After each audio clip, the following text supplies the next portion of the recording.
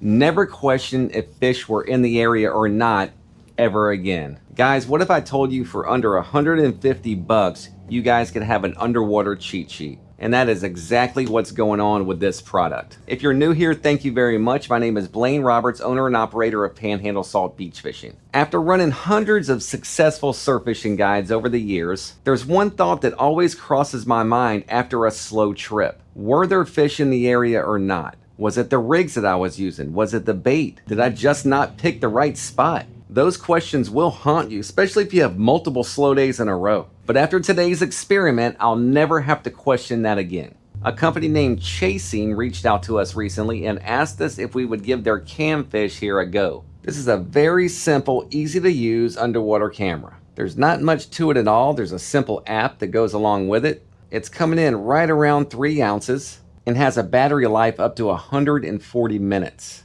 You have the option to sink that guy all the way to the bottom, or you can actually float it. I had a little time this morning before I opened up the shop, so I went out there and I gave it a go. The rigging is fairly simple. I go with a stronger leader out the back here, like a good 60-pound monofilament. I'll barrel swivel one tag in to attach to my main line, and then tie the remaining tag in to the Canfish here. I attempted this with 50-pound braid. It's important to use a stronger leader when you're throwing this guy out because you don't want to get it broken off. So 50-pound braid to 60-pound mono to the back of my Canfish. Then on the front here, just a simple pompano rig, single drop. Instead of adding the barrel swivel, I just tied off to the front of my cam here. Leader, single drop, and then coast lock.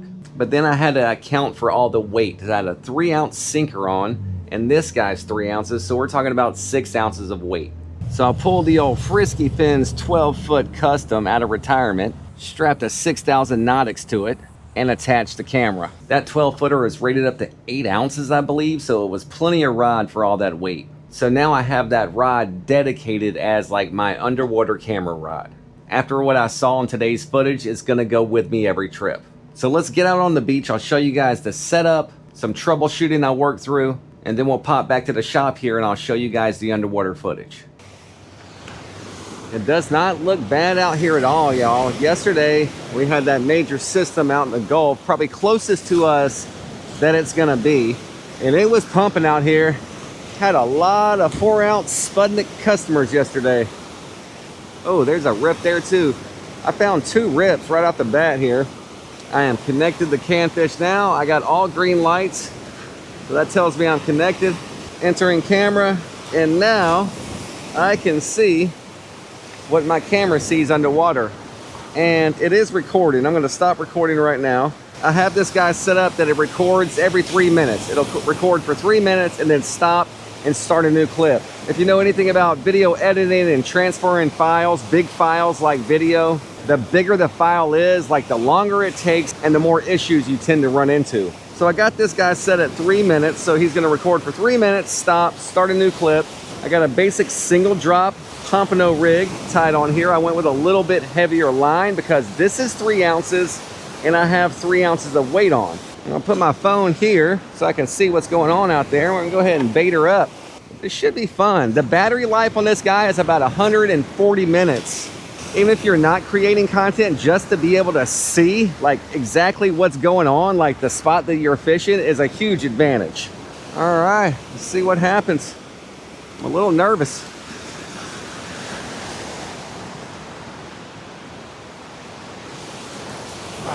Oh, nice helicopter.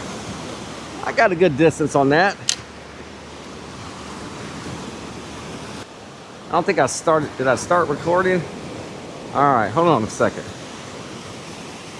I know what I did wrong. Maybe I should have looked at the instructions more before I got out here and started throwing this thing in the water. There we go. That felt better. But this was a fairly simple setup, guys. You download the app. It tells you step by step what to do. It took me about 5 minutes to get this guy going. And now it recognizes my phone.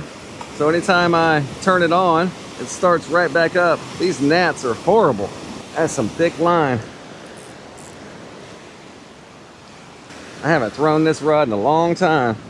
I used to pompano fish with this rod. It blows my mind, the heavy gear that I used to pompano fish with. We live and we learn. All right, So I'm gonna start recording. Got my green lights. I got a little yellow light. I'm not sure what that means. I think that's recording. Connect. Okay, there we go. Start recording.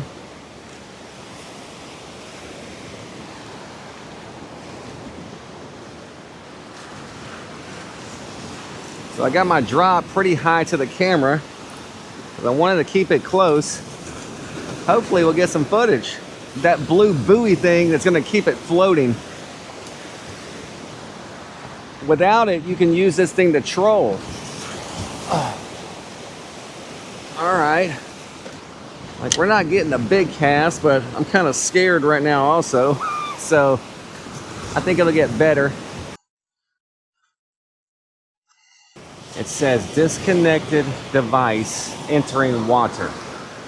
Why is it disconnected? Oh, there's fish right there. All right, we're taking a break with this guy. I know what's going on. Okay. It keeps telling me it's disconnected, and I think it's not recording. It's recording. It's just not, because I don't have this float on, this guy's going underwater, and it's not connected to Wi-Fi, so I can't see it on my phone live. That's what's going on. I'm thinking it's turning off, but it's not. We're getting footage. And that's the goal. If I put the bobber on, that'll keep the top part of the camera with the antenna out of the water. It should stay connected to Wi-Fi. Oh, I'm gonna go right here by this rip. So we are recording. It's got a built-in SD card. So you don't have to put an SD card in this guy or anything. All right, let's see if I can find some fish. Dolphins everywhere. Got reeling with Rick showed up. Rick's got a trip tomorrow morning with us, says out here scouting. Rick has done everything needed to enter into our association. So Rick is our first guide inside the association. He's insured through us. He has permissions to fish the seashores. He's taken and passed the Florida Friendly Guide test that's given by Sea Grant. He's agreed to all the ethical stuff in there. He is in. The association is not to govern. I feel like other guides out there feel like I'm trying to take control of surf fishing. It's nothing like that, guys. I'm trying to organize us so we have some sort of fighting chance when they start shutting this way of life down, because they will. There are more and more guides that pop up every season. Nobody's paying taxes. I paid $1,700 in taxes this quarter, guys, to get personal. And I've been paying taxes on my guide since we started. This is a business. You have to pay taxes on it. And be able to show stuff like that and prove stuff like that when the time comes will greatly increase our chances to keep our operations going. If we're just showing up to city council meetings that's making a bunch of noise, or we don't have nothing to back us that show that we're legitimate business. Oh, we're on. Camera line's on. We have nothing showing that we're a legitimate business. It's gonna be real hard for them to let us keep doing what we want to do. Oh, it's a big hit. I don't think I got him. Right here by the rip. Oh, that was something with teeth. All right, I like it. Cut right through our leader. Got my camera back. So our first cast out, first thing I see, it looks like ladyfish. You saw it right there. You'll see it again back there in the background. And that was almost immediate. This was at the beginning of the footage. Then it looks like some little frenzy was going on, like there was multiple fish around. You see my bait real quick there.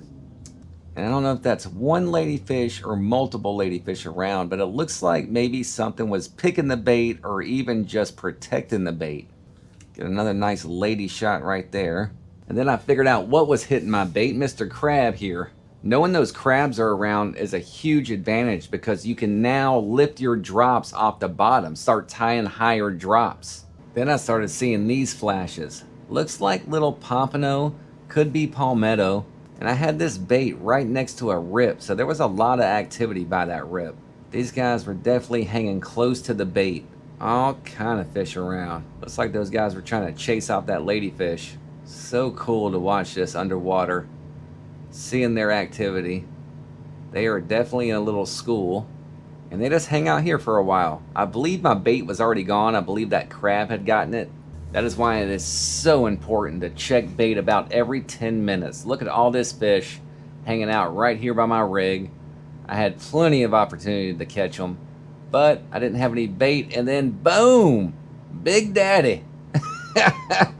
Big Daddy shark. And this is a perfect example. This was a later cast. You can see my hook there, bare naked, soaking metal, soaking my hook, and then a couple pompanos show up. Been nice if I had a nice sand flea or a piece of shrimp on there at that point. It's a good shot right here. Yes, sir. So I will let Mr. Rick know. Rick does have a trip in the morning. Send him out to this spot because there are definitely fish there. This is important to note too. This was my third cast out. Look at all that debris. I had moved a little bit. I had leapfrogged my sand spike down a bit. Not far, probably about 50 feet. But look at all the debris in the water. It was a lot cleaner the last two casts. Having real-time footage of that and knowing that can make a huge difference while you're out there.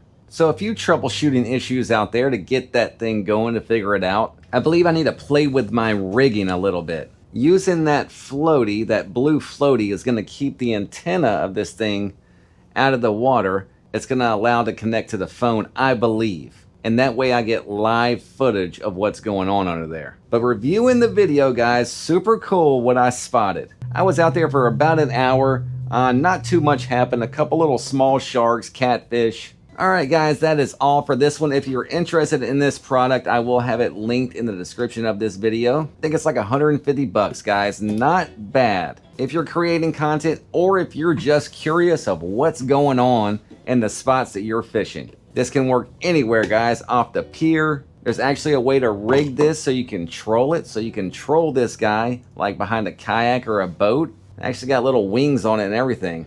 I'm excited about this. I'll be using this a lot, hopefully to get us some great footage and really just to research and study what's going on underneath the water around the spots that we're surf fishing. As always, guys, thanks for tuning in and the continued support here at Panhandle Salt. Leave me some comments. What would you guys like to see on the next What's Happening Surf Fishing? If it's a question I feel like it'll benefit a lot of people, we will do an episode on it. See you guys on the next one.